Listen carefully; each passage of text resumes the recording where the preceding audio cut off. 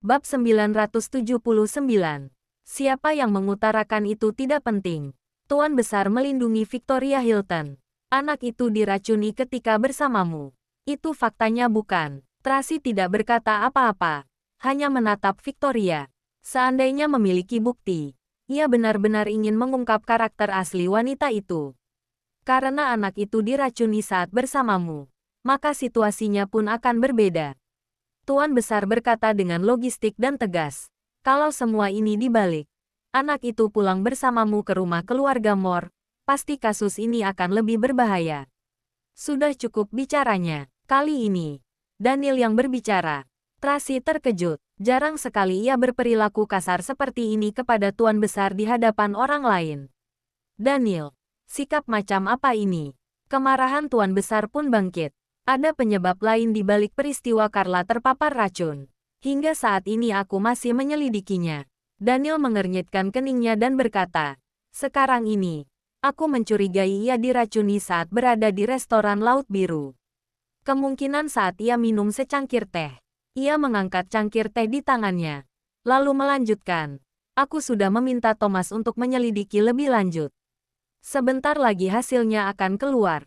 Jadi maksudmu, bukan keluarga Moore yang meracuni Carla, tapi orang bagian dalam restoran. Tuan Besar benar-benar terkejut. Tracy menatap Victoria ikat lekat. Wanita ini menyembunyikan semuanya dengan baik. Ia terus menundukkan kepalanya, seolah-olah sedang menutupi perasaannya. Itu sama sekali tidak terlihat panik. Benar, Daniel memalingkan wajahnya menatap Tracy. Sayang sekali. Satu set. Cangkir teh itu sudah dibawa pergi oleh sialan itu. Kalau tidak, dari awal aku mungkin sudah selesai menyelidikinya. Cangkir teh itu sudah diperiksa. Tidak ada masalah. Jawab Tracy datar. Apa maksudmu? Tuan Besar kembali terheran. Daniel sedang menyelidikinya. Mengapa kamu membawa pergi cangkir teh itu? Mungkin dia takut kedoknya akan terbongkar. Johnson Hilton bergumam pelan. Tracy mengalihkan pandangannya menatap Johnson. Orang tua ini yang dulu selalu terlihat lemah lembut dan penuh sopan santun, ternyata hanya bersandiwara belaka. Kelakuannya munafik, sama seperti anak perempuannya yang bermuka dua itu. Cukup, Daniel berusaha mengalihkan pembicaraan. Ada beberapa hal yang tidak dapat diselesaikan hanya dengan perdebatan saja. Selagi kita semua sudah berkumpul di sini, mari kita kembali ke tempat duduk masing-masing dan melanjutkan makan dengan tenang. Betul-betul. Johnson terus menimpali, bahkan mengisikan bubur untuk Tuan Besar. Silakan sarapan pagi dulu, Tuan Besar. Ia juga memberikan segelas susu untuk Victoria. Victoria, makan sarapan pagi dulu. Kita semua di sini sudah bukan orang asing lagi, jadi aku akan memberitahu kalian. Tuan Besar menatap Tracy ikat-ikat. Aku sudah menyiapkan surat wasiat. Setelah aku meninggal, seluruh aset kekayaan-kekayaanku akan menjadi milik ketiga anak kecil itu. Selain mereka, tidak akan ada yang mendapat sebagian pun, termasuk Daniel, Devina dan Billy. Tracy tercengang mendengar semuanya itu. Seluruh harta kekayaan Tuan Besar yang jumlahnya begitu menggemparkan dunia bisnis itu, akan diberikan kepada tiga anaknya. Kalau seperti itu, total seluruh harta kekayaan ketiga anaknya akan jauh lebih besar daripada kekayaan orang tua mereka sendiri. Dalam surat wasiat itu juga ditulis, jika ada hal-hal di luar dugaan yang terjadi pada ketiga anak itu, maka seluruh harta kekayaan akan langsung diserahkan kepada GJ Foundation. Tidak ada seorang pun yang akan mendapat bagian dalam warisan itu, termasuk orang tua dan sanak saudara mereka.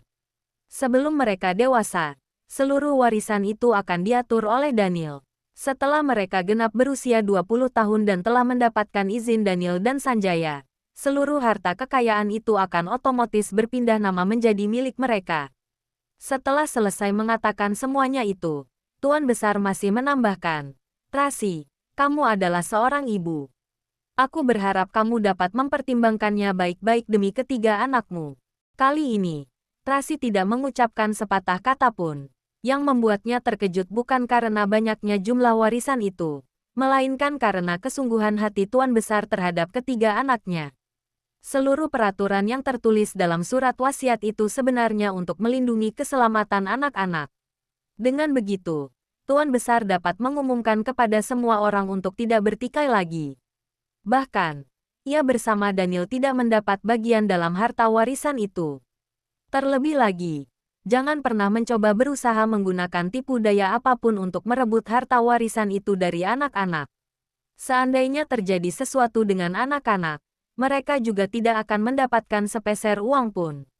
Bab 980. Tentu saja, pemegang dari seluruh kuasa yang disebutkan dalam surat wasiat itu adalah Daniel sebagai perwalian atas warisan anak-anak.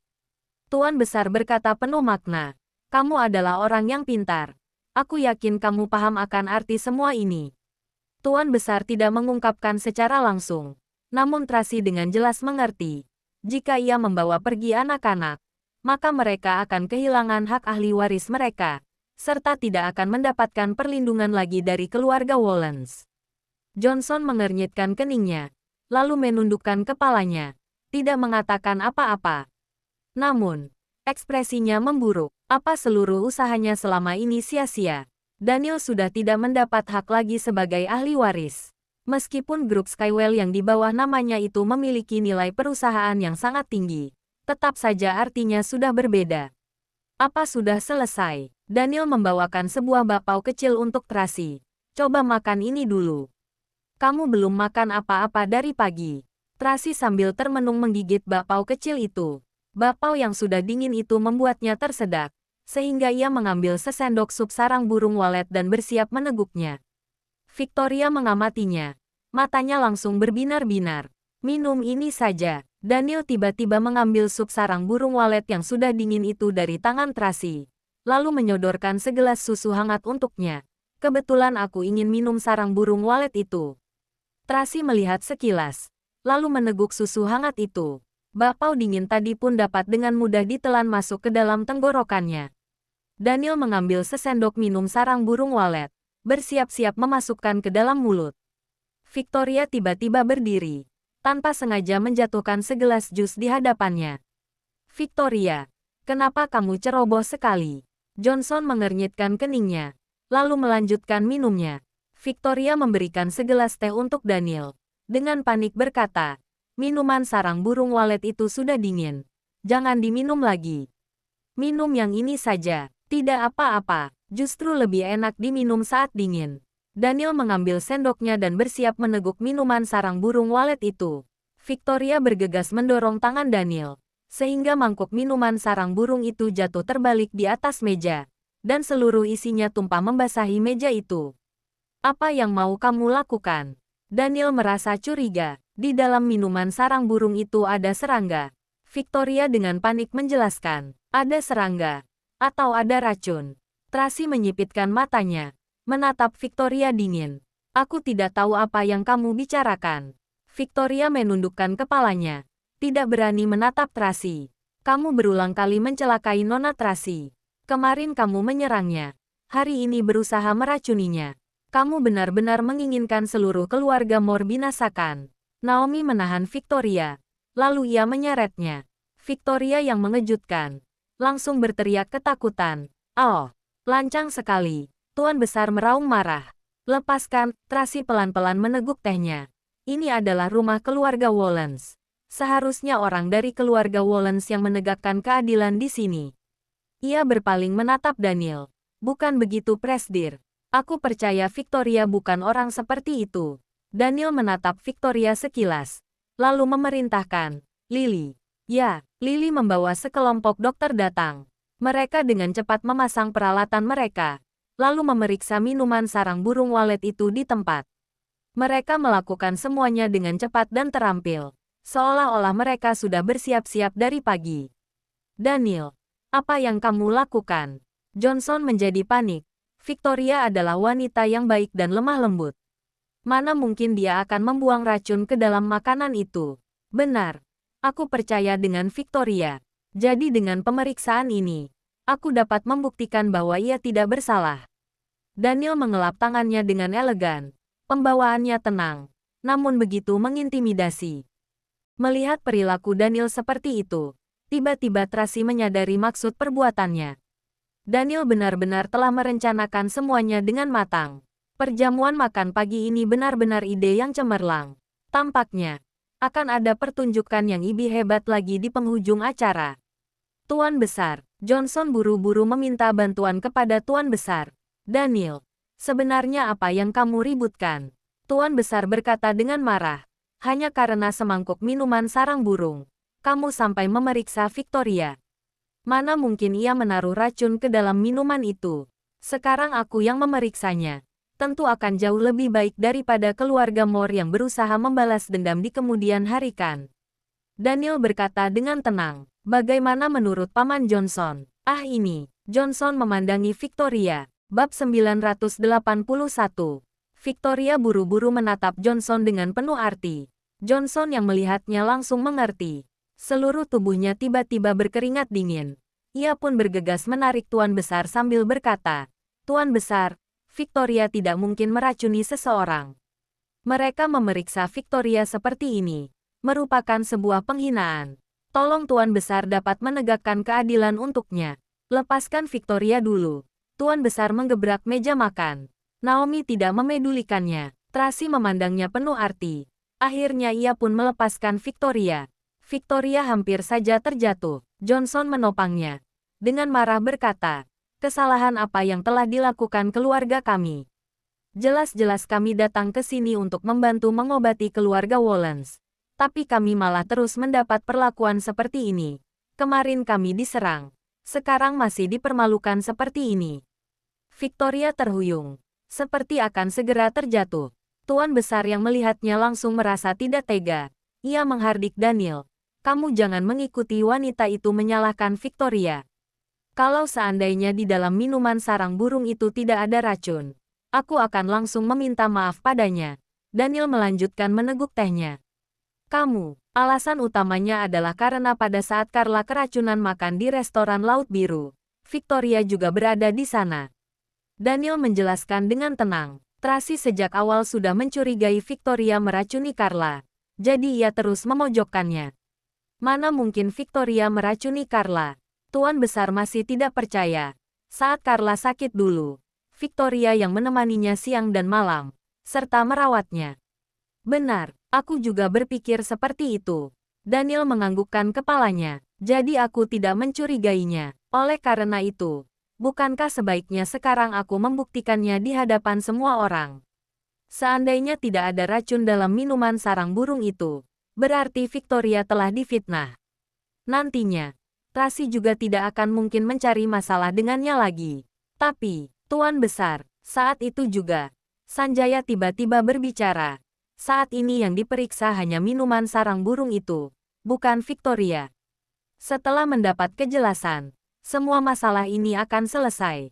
Kita semua takut. Jika keluarga Moore sudah menuntut balas, masalah akan terjadi lebih besar. Kalau sekarang hasil pemeriksaan itu tidak menunjukkan masalah apapun, Nona Tracy selanjutnya juga tidak akan mengganggu Nona Victoria lagi. Dengan begini, semua orang akan sama-sama puas, bukan? Memang Paman Sanjaya yang paling mengerti. Tracy mengangkat cangkir tehnya dan bersulang untuk Sanjaya. Paman Sanjaya, kenapa kamu?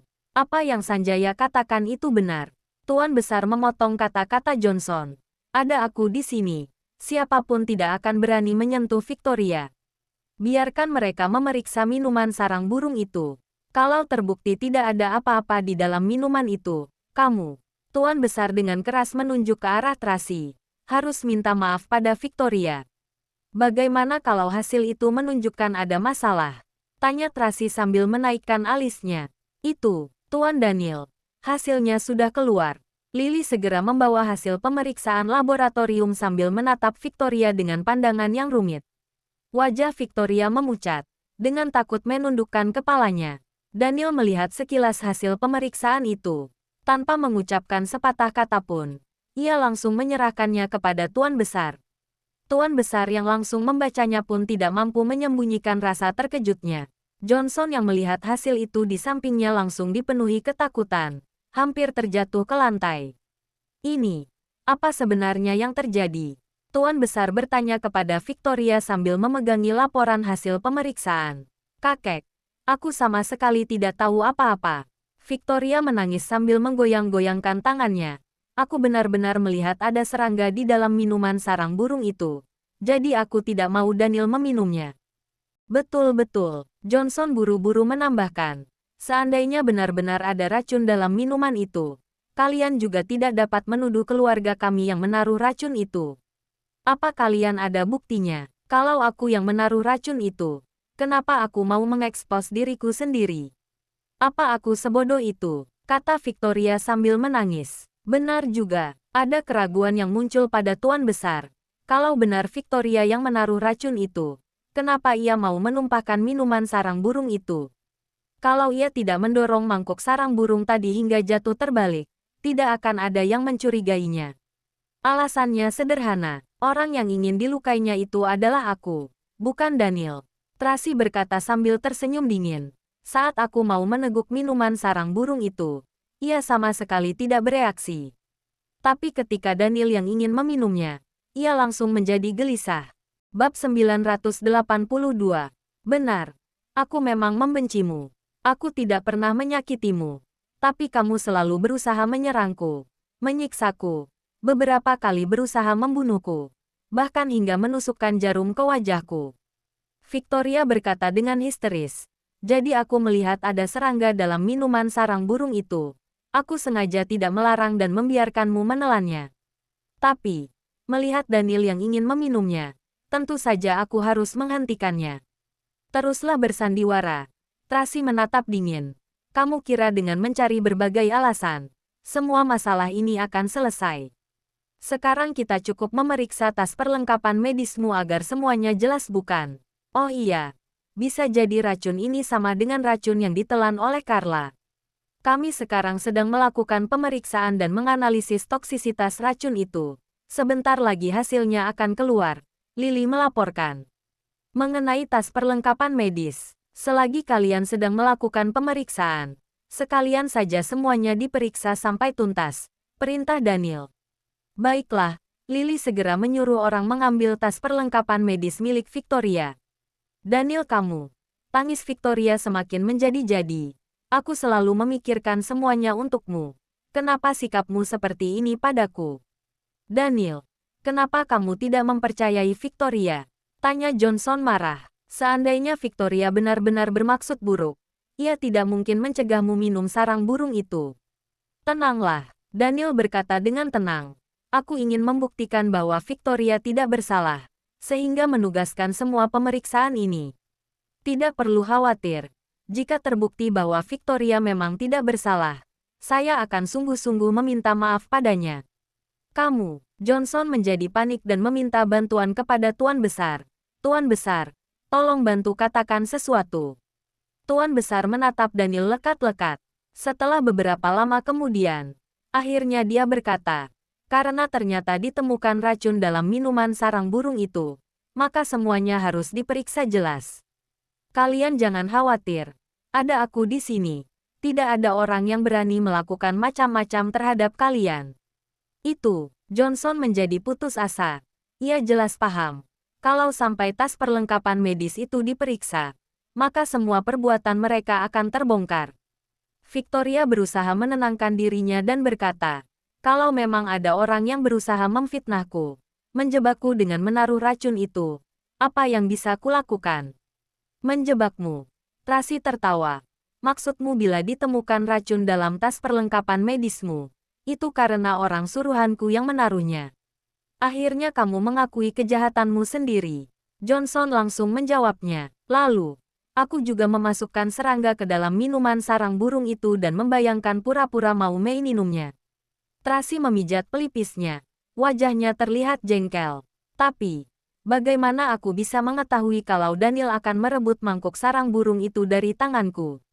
Dari mana aku juga bisa tahu kalau kamu akan mencegah Daniel meminumnya? Itu, Johnson tidak mampu berkata-kata. Cinta benar-benar mampu membutakan orang. Victoria menangis putus asa sambil berkata, saya sama sekali tidak menyangka bahwa Daniel merekayasa semuanya ini denganmu demi melindungimu. Setelah mengatakan semuanya itu, ia menundukkan kepalanya dan menangis terseduh-seduh. Perasaannya hancur berkeping-keping. Hahaha. Tracy tidak dapat menahan tawanya. Maksudmu, Daniel bersandiwara denganku untuk menyakitimu. Sebenarnya itu mungkin saja terjadi.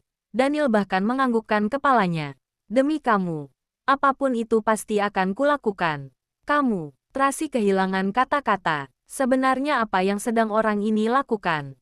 Kakek pasti mengira seperti itu bukan? Daniel mengalihkan pandangannya menatap Tuan Besar. Tuan Besar mengernyitkan alisnya. Pandangannya terlihat rumit. Ia sempat terkejut ketika Daniel menanyakan hal itu padanya. Karena sebenarnya pemikiran itu sempat terlintas dalam benaknya. Tidak ada orang lain selain dirinya yang mengetahui jelas perasaan Daniel terhadap Tracy. Demi Tracy, Daniel sungguh mampu melakukan apapun. Mereka sama-sama bersandiwara demi menyingkirkan Victoria, lalu berusaha mendapatkan kepercayaannya dan tinggal di rumah keluarga Wallace. Semua itu bukan hal yang tidak mungkin. Namun, ketika Daniel mengatakannya langsung seperti itu, ia pun menjadi ragu kembali. Victoria, kamu benar-benar pintar. Daniel dengan tenang berkata sambil meneguk tehnya. Setelah merasa semuanya ini akan segera terbongkar, dan mengetahui kalau kamu telah jatuh ke dalam perangkapku, kamu mengabaikan seluruh harapanmu padaku dan segera berpaling pada Tuan Besar. Demi mendapatkan kepercayaan Tuan Besar, kamu juga tidak segan-segan menyeretku dengan berusaha mencari berbagai macam alasan logis. Tampaknya ilmu psikologimu tidak terbuang sia-sia. Bab 983. Kamu, Victoria tercengang menatap Daniel. Omong kosong. Apa yang sebenarnya sedang kamu bicarakan? Tuan Besar mengerutkan kening. Baiklah, tidak perlu sandiwara lagi. Daniel memberi aba-aba. Ryan membuka ponselnya dan mengirim video di dalamnya ke layar proyektor putih di sekitarnya. Video itu pun segera diputar pada layar proyektor. Semua video itu berasal dari rekaman monitor CCTV di rumah keluarga Wallace pada 2 hari ini. Apa ini? Pandangan semua orang pun tertuju pada layar proyektor. Video pertama, hari di mana Tracy baru masuk ke dalam rumah itu. Victoria dan Johnson sedang bercakap-cakap di ruang kerja Daniel. Tidak ada kata kembali dari apa yang telah kita mulai ini. Aku telah melakukan begitu banyak. Keberhasilan sudah di depan mata. Kita tidak bisa mundur begitu saja. Saat ini, kita bersembunyi dulu juga tidak apa-apa. Itu bukan berarti kita tidak dapat kembali lagi ke rumah ini. Ingatan Tracy belum pulih hingga sekarang. Jika seandainya orang tahu bahwa kamu saat itu berpura-pura sebagai Tracy masuk ke dalam rumah keluarga Wallace, pasti akan tamat riwayatmu. Satu lagi, kalau sampai ia tahu kamu yang menaruh di ruang kerja Daniel ini mungkin tidak terpasang kamera CCTV kan. Video kedua, Victoria meninggalkan ruang kerja itu, lalu berdiri di salah satu sudut yang tersembunyi dan memberi isyarat kepada Liva. Tak lama kemudian, Liva membawa obat herbal dan berjalan memasuki kamar Carla. Ketika sedang berjalan, dapat terlihat Liva diam-diam menuangkan sesuatu yang berbentuk bubuk ke dalam mangkuk itu. Video ketiga, di dalam kamar Carla, Liva dan 2 orang petugas medis memaksanya meminum obat itu.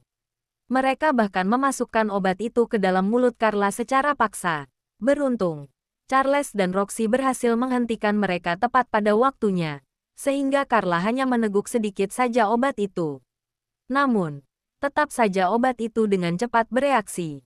Melihat semuanya itu, Tuan Besar tidak dapat menahan amarahnya.